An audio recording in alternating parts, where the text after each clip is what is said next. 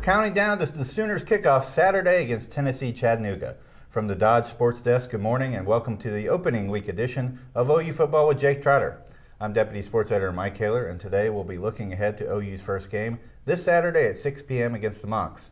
Joining me as always is OU beat writer Jake Trotter. Jake, let's talk about how the Sooners look going into this game. First, let's look at positions. Which ones are still in the most state of flux for OU going into week one? Not many. Weak side linebacker would be a position of flux, and that's only because Austin Box had the knee surgery a couple of weeks ago. He'll be out at least this week, and that means Mike Balogun and Travis Lewis will probably share reps at weak side linebacker.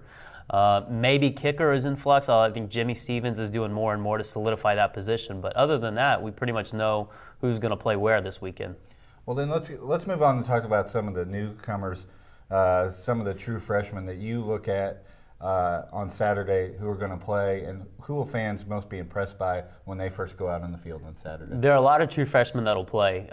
Last year there was only one. This year there could be almost a dozen. You look at wide receivers, DeJuan Miller and Jamil Owens, running backs Justin Johnson, who was in the spring, and Jeremy Calhoun, the number 2 running back in the country. A couple of linemen, offensive linemen, Steven Good and Ben Habern, who's a center. On the defensive side of the ball, Joseph Abilue could play some free safety. Lamar Harris could play corner some, and R.J. Washington at defensive end. I think I may even forgot a couple. Tress Wade, kicker, right, is another guy. So they have a lot of true freshmen who are very talented. We're going to probably see some action this year. The guy you'll be most impressed with, I think, as a tandem is the wide receivers, DeJuan Miller and Jamil Owens. A lot of people have said a lot of positive things about those two, especially Sam Bradford, Kevin Wilson, the offense coordinator. They really like those two receivers, and they could help throughout this season.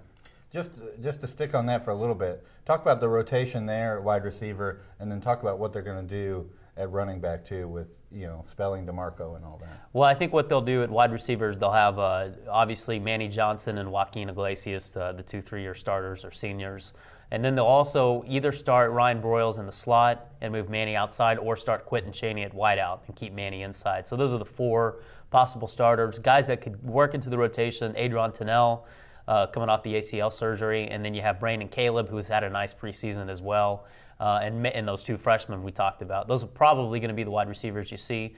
And I think you asked me which. What about running back? Running back probably be DeMarco and Chris Brown heavily, although those guys will probably be on the bench by halftime just because OU should be up by a lot of points. So that's when you might see the freshmen. You'll see a lot of Moses Madu, I anticipate. Those are kind of what we're looking at as far as running back rotation. Well, obviously everybody expects this to be a walkover. So what kind of offense is OU going to roll out there? Are they going to show any of the no huddle, or is that going to be hidden for the next few weeks? Well, I think they'll be very vanilla in terms of play calling and formations. I think we'll see some of the no huddle, although I don't know if they'll run it the entire game, maybe even just a little bit. But I don't think you're going to see too much in this game from the offense.